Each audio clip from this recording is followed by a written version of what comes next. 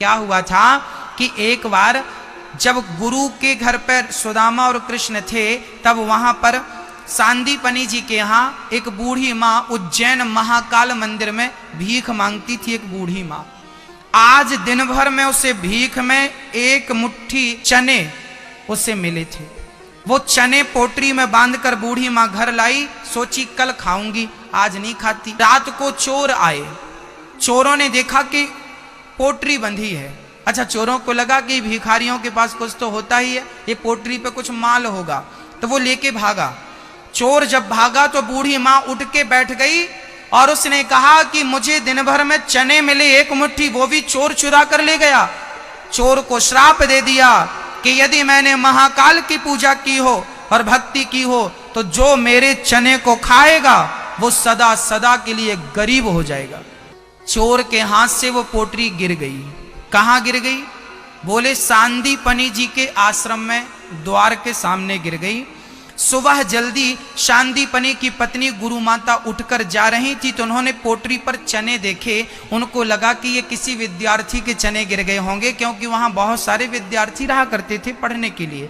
उन विद्यार्थियों में कृष्ण और सुदामा भी थे।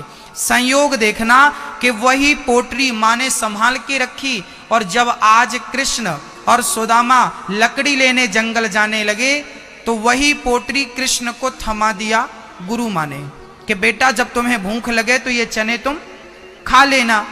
अब वो चने चूंकि श्रापित चने थे, ये बात सुदामा भली भांति जानते थे, क्योंकि सुदामा कोई साधारण प्राणी नहीं थे।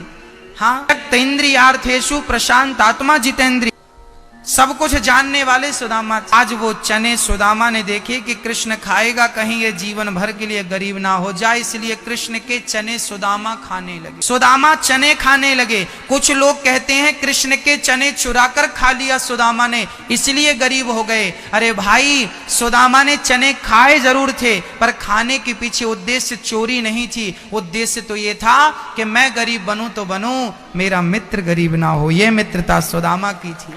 आज सुदामा उस श्रापित चनों को खाने के कारण गरीब हो गए, पर कभी शिकायत नहीं की। ऐसी विषम परिस्थिति में भी सुदामा ने कभी भगवान को भुलाया नहीं। सुदामा सदा भगवान का चिंतन करते रहते हैं। स्थितियां सम हो या विषम हो, आपकी स्थिति परिस्थिति अनुकूल हो प्रतिकूल हो, कोई बात नहीं, किसी भी हाल में ईश्वर का धन्यवाद देना मत छोड़िए।